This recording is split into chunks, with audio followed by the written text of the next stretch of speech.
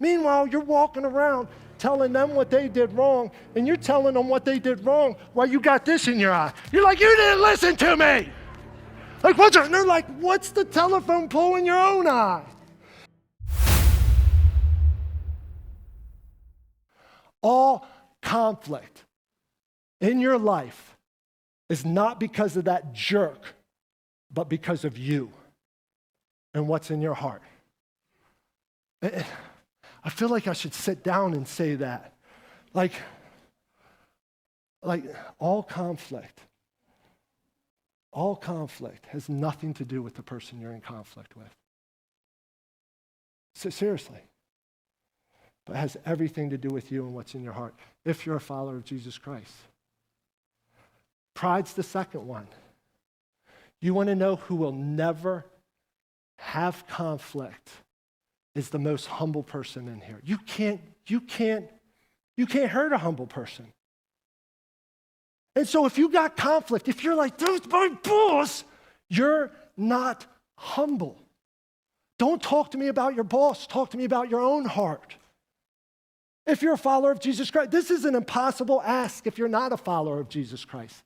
You don't have the power. That's why the most important, like commandment number 1, all the law, love the Lord with all your heart, all your mind, and all your soul. You got to do that. What's law number 2? Like, oh my gosh. Like this. No, I heard you. I heard. See, I get so passionate. I don't want you guys to think I'm mad. I'm not mad. I'm just like, this has like changed everything. So if the first law is fill your heart with God, and then the second law is love people, do you see how they come together and you see how important this is to God? And you see how that conflict in your life must be taken care of. Conflict at church, conflict with your coworkers. And I feel like I need to say this right now because someone's like, hey man, I was abused and I'm in a dangerous situation.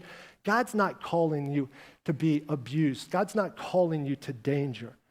But even when I'm studying for marriage, like 99, and I want to be super gentle and soft on this.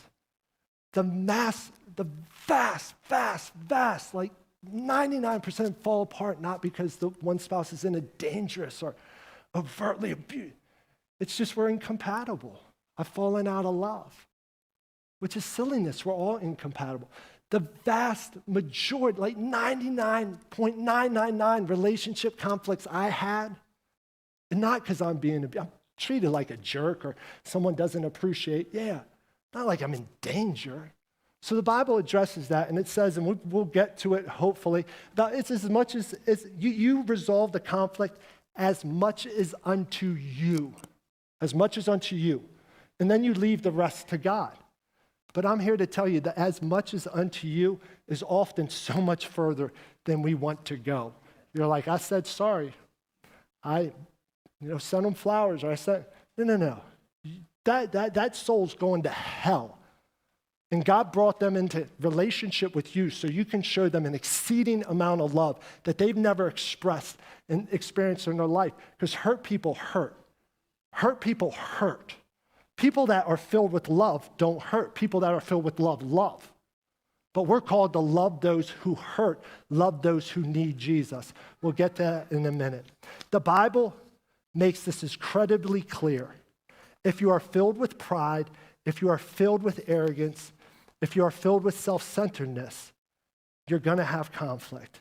If you're filled with Jesus, then conflict will not. You can disagree. Let me make this clear. You can absolutely disagree, but they're not going to put you under. You're not going to disagree disagreeably. You're not going to lose control. You're not going to get bitter. You're not going to have anger. We're not saying you don't get to express yourself. I'm talking about conflict. When Christ is the center, I'm talking about not being shaken by what's happening outside. James 4:2 says, you desire and do not have, so you murder. He's not talking about taking a knife and you ain't going to see it the way I see it. Well, then you're dead to me. Never said a follower of Christ. And it says, so you murder. And then he goes into more detail. So you fight and you quarrel. Just because you guys don't see eye to eye? If you're filled with love, when you get bumped, love comes out. And here's a little bonus. You need to know the people around you are fragile. You need to know, wives, your husband is fragile. He's thin glass. He does not want you to know that. And he may not even know it.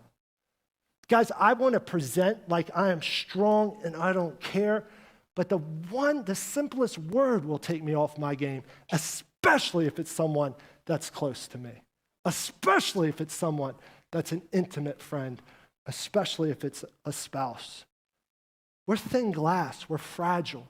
So that's why we must be filled with Christ. Matthew 22:37 says, and he said to him, you shall love the Lord with this. This is where it all comes. This is the great commandment.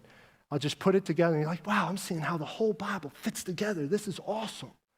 And he said to him, you shall love the Lord God with all your heart and with all your soul and with all your mind. This is the great and first. It's not importance. If someone told you that's the most important, no, it's just order. You do that first, and then here's the second thing you do. Once you get that squared away, it's not more important than two. It's just you do that first. You fill yourself up with the peace of God, the love of God, the patience of God, the servanthood of God, so that when you get bumped in these relationships, I'm going to put you in so that you will win some to Jesus Christ and not just wake up, go to work, pay bills, and watch TV. If your goal is more than that, then you need to know this. And he says, and a second is like it. Love your neighbor as yourself. You'll never be able to do that till you do the first. That's all that's saying. So the conflict you're having starts with yourself first. Get yourself squared away. It's not the jerk. You're like, man, when I married her, she was an angel. When I married him, he glowed, but then he turned into the Antichrist. You're like, no. Well, let's just think this through. He changed. You changed. Let's work it out.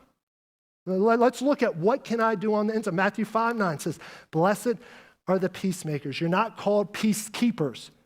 You're peacemakers. No conflict has ever been resolved by accident. Never by accident. One of the biggest lies the world has told you is time will heal all wounds. It's a lie from the pit of hell. If I get shot in the abdomen, and some of my relationship arguments, like I would rather get shot in the abdomen. It's weapons of mass destruction have gone off in the Shirey household, just to let you, not a lot. But if I just said, well, time's going to heal that, that's the same if I get shot in the abdomen, I just kind of sit down, maybe even drive to the emergency room, like, hey, we're ready to see you. You know, you're priority number one, you're bleeding. Hey, no, I'm just going to hang out here for 12 hours because time heals all wounds. And I'll be fine. That thing's going to turn into an infected, pus-filled mess. Maybe like your heart, if you've bought into the lie of time heals all wounds. You're like, John, I'm cool, man. You're not. It's affecting everything. You just don't know it. It's called blind spots. It's a blind spot. Proverbs 13:10. Pride only breeds quarrels. You're like, man, I'm seeing how this outline's coming together. It's not like John just thought, what's going to make... Pride breeds quarrels. But wisdom is found in those who take advice. Memorize that. Let's memorize it together now. Proverbs 13:10. It's on the screen. Let's read it together. I'm bad at this. I've been out of the classroom a lot. On three. 1, 2, 3. Pride only breeds quarrels, but wisdom is found in those who take advice. Pride's the center of that thing. Let's make it super, super practical. The person you are in conflict with, do you have my prayer was intentional. Do you have the courage to say it? You're in conflict with someone. That verse made practical is, I'm sorry. Missy and I are fighting. And I'm so sorry. I was only thinking of myself.